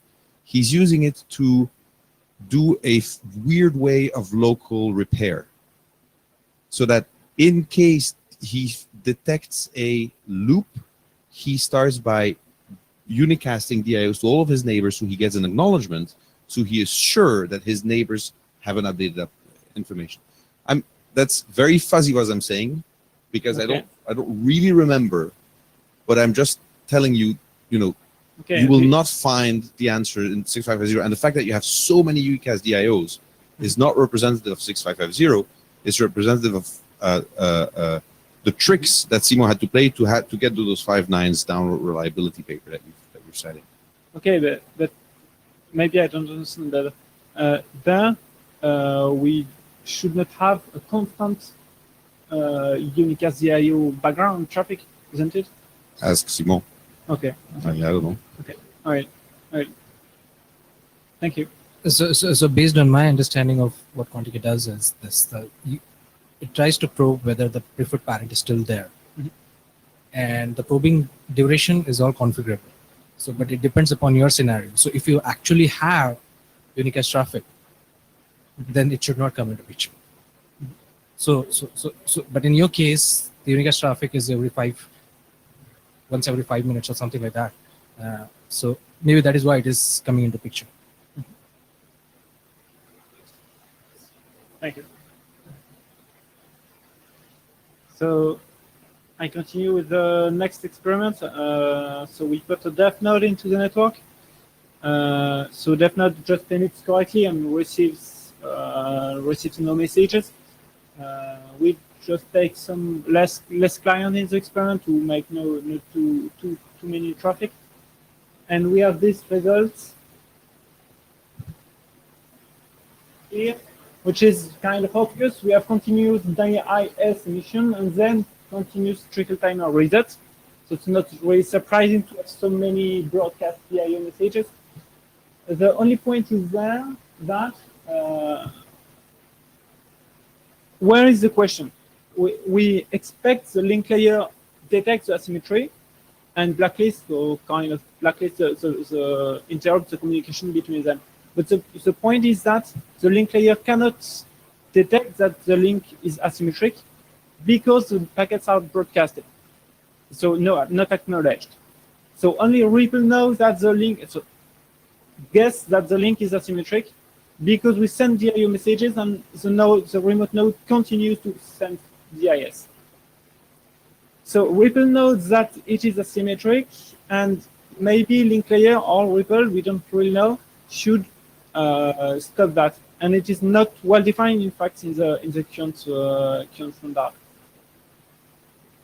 Rahul Jadhav. So this is a very interesting topic, actually. Okay. So you mentioned blacklisting here, but blacklisting is difficult to do because it requires memory. So once you start keeping the MAC address and a flag, it means a lot of memory based on the density of the nodes. And it's not very easy. So what you're saying is you broadcast the parent node broadcasts a DIO, and the DIO is received by the child node, but it's not able to send back a DAO or DAOAC, or for some reason it fails. It knows that it has failed. So at least it can blacklist, but that blacklisting introduces memory, incurs memory. Yes, I mean, you replace an attack against the node by another attack against the node. So you replace an attack on the bandwidth to an attack on the memory or something. Yeah. Because you could send this from many addresses that would all black. Basically, the point is the node should throttle its DIOs so as not to send so many DIOs, and that's exactly what it does, because we have trickle and you have an I0, an I min, basically, and so. Basically, if you have a network where you think you can have this sort of problem, don't put the minimum trickle too low, and that's exactly what it does. It throttles the emission of DIOs to the minimum, DI min, basically the value in your trickle. Now, can this be improved? Yes. Some people were working on it. And the fact to reset to I0, etc. I mean, is it a good idea? Well, it can be debated at that point. But I don't think we need to blacklist anything. Like Raoul said, it's a way to get more attacks against our devices. Should we throttle? Yes, and actually we do, because trickle throttles. So it's all a matter of should we reduce the trickle and in which situation, and there is a draft on that. So it's an interesting observation. I agree with that. But yes, it's something that... Is it the DIS modification? Yes, right. Yes, Okay, exactly. okay. This I've draft noted it. needs to be completed and worked through. The only point I think is the DIS modification draft talk about filtering the answers from the DIS emitting node. The DIS emitting node. There is something in it which says don't reset your trickle timer. If you don't reset your trickle timer, then you will throttle a lot more. Yeah. But in this situation, the death node will ask to reset the trickle timer, isn't it? I don't know. This depends what it does. Okay. So Okay. we could think about Yeah. protections, how a router can protect itself. But there's a point where if there is a babbling idiot, which is what we call this thing which keeps babbling idiot, when the guy should, some network management of any form should realize something's wrong, take the device out. We can't program into small devices all the situations. And now at some point, there's network management, there is a malfunctioning device, take the device off my network. And it solves the situation. But you can't program all the blacklist and all the the cases that go wrong. Now, whether we should know about asymmetric links and do something about them, I think yes, I have a draft on that. That's on the shelf somewhere. But actually, Charlie found at some point. That's why Ripple ODV now supports asymmetric links. Yes, those links can be asymmetric. Mhm. And yes, we know what to do with that. Now, purely mute, no, they can't. Mhm. Because you cannot, well, maybe send a disk, but you cannot do anything else until you have a three-way. And so until you have asserted that you can talk to the router. But maybe send a disk you can, yes. Yeah. I don't And remember exactly and how if it's spelled. radio have not the same range. No, I the understand link- that this asymmetry Yeah. can happen. The pure mute is Yeah. a very rare case. Because I thought, I don't remember how Ripple, we wrote it in Ripple, but there is an assert that the link is bidirectional before you can use it. And then you're telling me Yeah, that you're using it for a link that's not bidirectional. So maybe for sending a disk, we left The- open that door, but but I'm not this even check- sure. This check is It's the not based on ISDIO Ripple. exchange, isn't it? No, it's based No, on an okay. external mechanism, typically IPv6 neighbor discovery. Yeah, You need to okay. form an address, you need to talk to your 6LR, make sure your address is unique to a 6 LBR, and now you can start working. Mhm. If you're mute, you can never get an IPv6 address. Mhm. Or can you? Well, you can think you do, but you can't have this arrow exchange, right? You just need to send an NSC arrow to your router, and the router needs to reply to you, yes, you can use it. If you didn't do that, you should not start Ripple. So it's kind of an impossible case. Or if it's not that, it's another external mechanism, but you must, it's written somewhere, the link must be bidirectional. So you can't be fully mute and you cannot be fully deaf. Mhm. That's Mhm. very asymmetrical.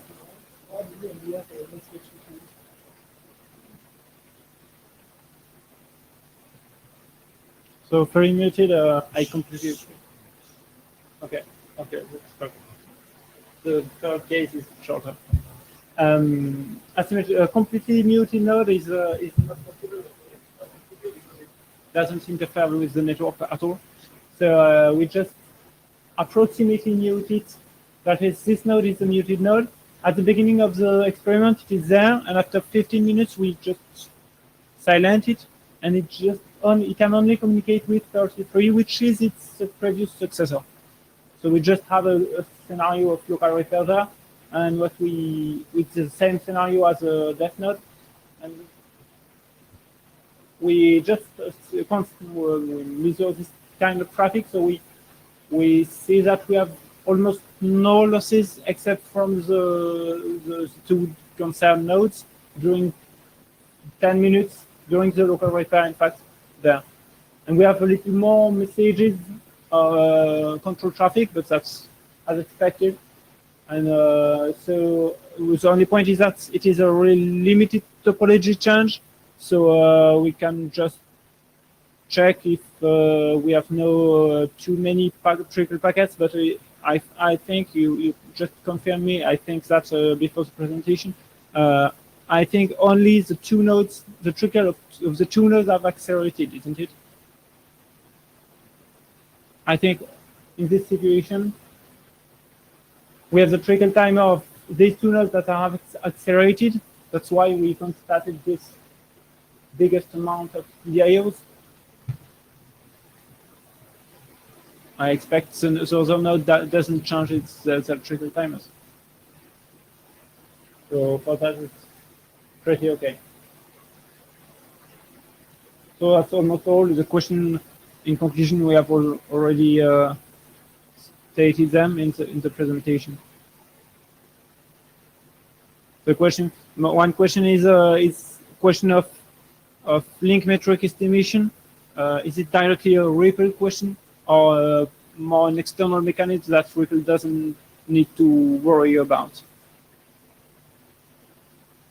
But I think that's all.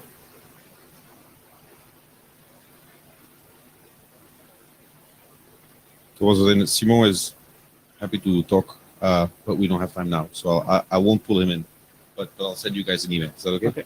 Okay. Thanks. Okay. Thanks for your interest in Ripple. Okay.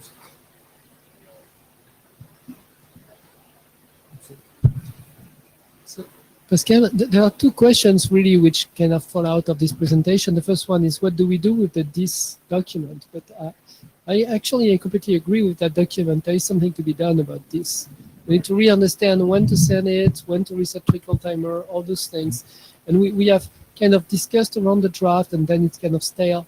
But it's something we really need to understand, how to really use this correctly. There are cases where you should send it, cases where you should not, cases where the trickle timer should be reset, cases where it should not.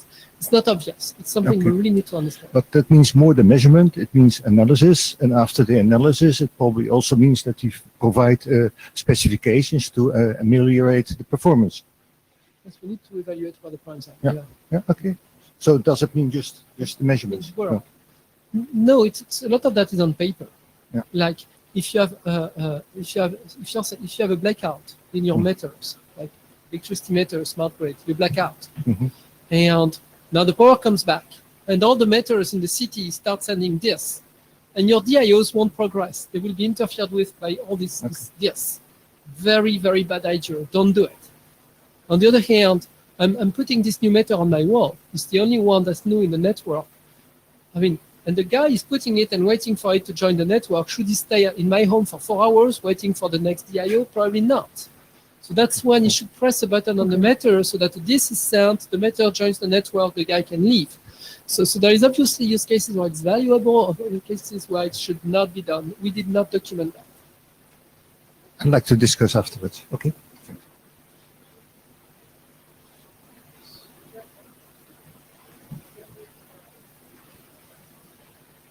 So just Peter somehow wanted me to give a small update, and it is more than that actually.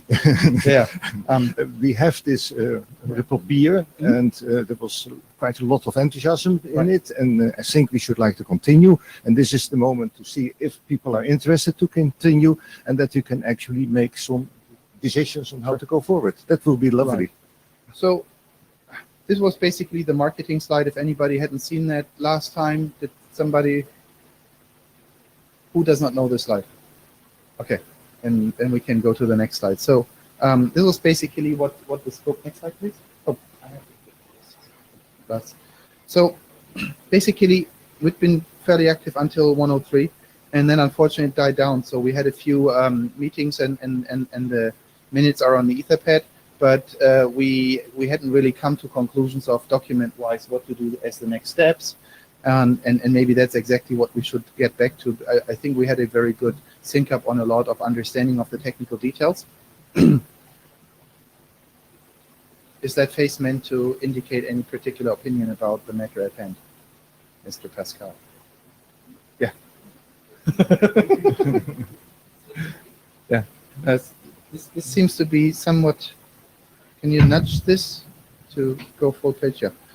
So last time we said these were the relevant documents that we've basically been involved in the process. I think we can go back to those and figure out if that's still true. And I think Pascal would know more about this than I, because you're pretty much on most of all of them. So here would be the proposal on how we can get started up, right? And that's pretty much, I think what we identified is that there are, IP multicast layer issues. There are issues on, small new lightweight clients. But then there's also the very basic functionality that we want to have in Ripple and in the encapsulation, right? And it seems to me as if Pascal's draft started to already capture that level, right? And maybe, you know, as a starting point, if we can just say, we have a better understanding of all the other things, but we're not trying to bring them into this draft, but let's figure out how in this draft we can merge all the necessary pieces, where I think it's primarily the the CCAST pieces, right? You have a bunch of sections that are empty there, that are just stakeholders. And, you know, so would primarily be question to Karsten if he thinks it makes sense that we create out of draft to Word role beer a merged document where we also have the, you know, non-IP multicast layer, just the role layer functionality that you also have in the CCAST proposal, right? So that we basically then have one document that describes the functional, you know, definitions, right? So the specification part, that was the other part, right? So in the document, maybe we should try to work out which sections are informational, which are normative, right? So because there is some encapsulation defined, but then basically we get to a point of knowing what is really the things that we want to specify. And once we're complete with the specification, we can figure out if all the explanations should stay there, or if we fork, you know, further explanation off into some form of architectural informational document and strip this down even further. But in the first place, let's maybe try to work on code complete for the normative pieces of the role pieces with the normal bit strings and then with the heuristic bit strings. What do you think?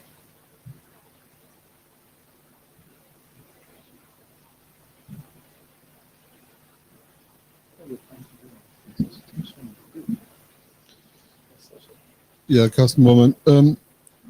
There are several angles to look at this from, and one is, of course, who can actually implement this. And one of the problems with Bloom filters, of course, is that there is tons of patent claims around those. And what we did with the original draft was try to sail around these. Okay. Obviously, no human can interpret the mess that the patent system is, so I have no idea whether we were successful or not. But one of the objectives was to keep the thing simple enough that actually it doesn't run into problems. Okay. Now, merging and adding and so on, of course, increases the risk again. But wait a second, can I just interrupt? Yes.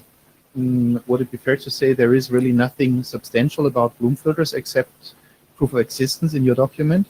I mean, no real technical details about them. Is that fair? Yeah. Right. So I would hope that we can leave all the details of, you know, the Bloom filters to you. Sure. Would you then still see a risk of changing the? You can read this document from 1970 about Bloom filters. The point is that combining Bloom filters with packet forwarding is something that people apparently like writing patent claims. Sure. So the question really is, if you want to use Bloom filters, are you possibly better off with something simple that doesn't cover the whole design space, but only a particular part of it? Or do you want to be part of the larger thing that has many other ways of doing things? And I'm out of my depth here. I'm not an expert in this patent thicket. So I have no idea. I just want to make people aware of this danger. I'm not sure, do we have any API declarations at the moment about this document? I'm not aware. I can't remember by heart. But you said that you tried to minimize exposure through your document. What do you think was the key tricks in that? I mean, what's?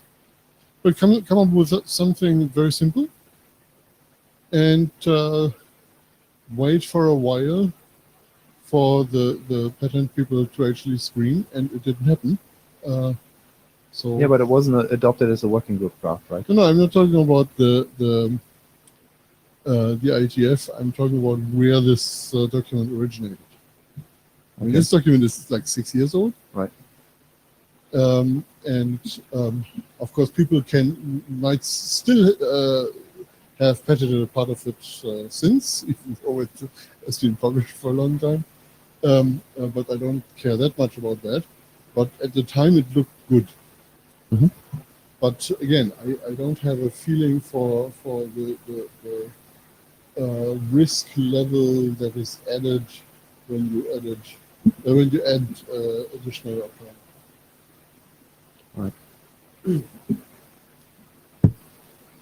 I agree, Pascal Thubert here. I agree with Carsten that we need to look at IPR, and in particular for the normative. So maybe the question you asked earlier was having a document which gives you the big picture on how things work together and keep that informative. Even if all you describe as IPR on it, I think I'm perfectly happy with that. And then probably when we start describing, what you do if you use Bloom, or what you do if you use the explicit bits, etc., maybe we want to split that because there is IPR. I have IPR on some of that. So if people want to do only a fourth, like you remember our fourth square basically is storing, non-storing, and Bloom, blah. If you just want to implement one of those 4 boxes, it happens that this box doesn't have IPR. If we package the 4 boxes in one normative specification, we will be implementing a document which globally has a lot of IPR on it.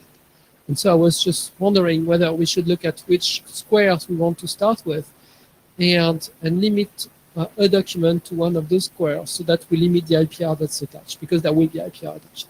So this is orthogonal to what I was thinking. My thinking was that through the last few months, at least my understanding is that there is a humongous amount of explanation if you want to explain this stuff to people who don't, for example, have all the background of Ripple and don't want to read 1,000 pages of Ripple stuff, for example, right? So, which is something I'd love to do, but I'm not sure if I have the time. So that's when basically me revisiting what could we do as a next step, saying that, we may not be, code complete on good explanations anytime soon, but we could maybe be much easier code complete on the specification part, even if that just means the specification is only understood by the people who've been involved in the process, right? So that's why I was saying, can we first focus on the specification parts? And now you're saying the specification part still can come in 4 quadrants, and maybe we don't capture all the quadrants of the specification. I have no strong opinions on that because I'm not sure how much actual work we're saving, because in the end, just the fact that there is more IPR encumberment in one quadrant or the other, I don't really care right now. I mean, you may care from a commercial perspective, but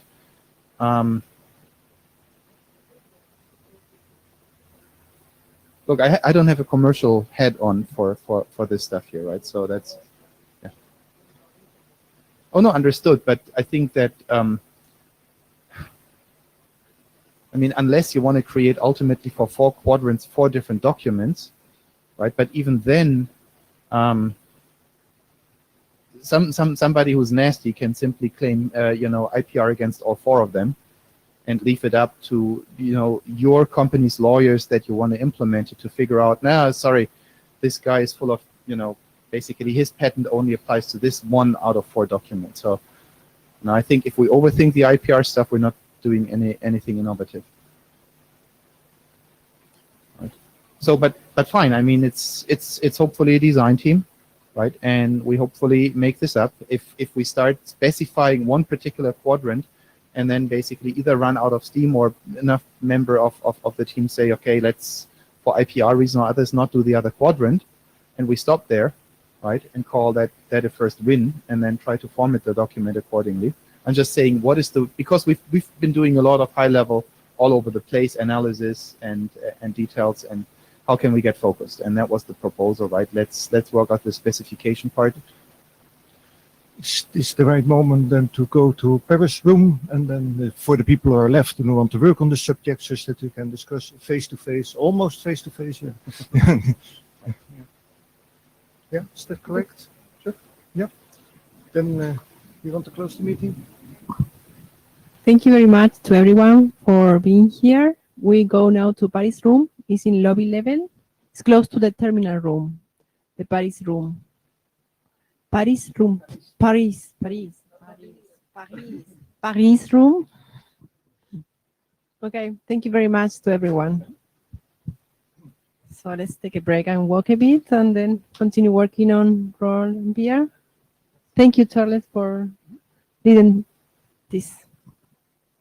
Please sign the blue sheets. Okay. You go. You go.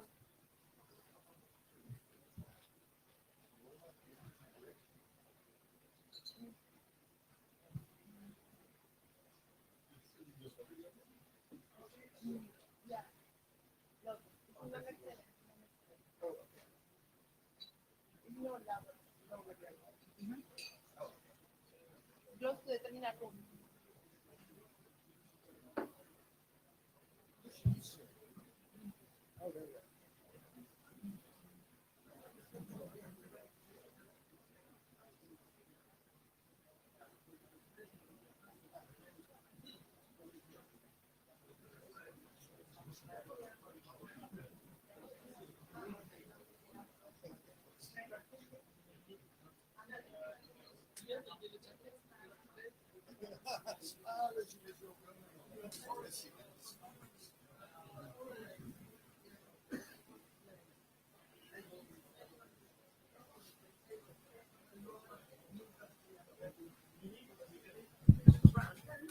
Because we are late. Yeah. I said it was.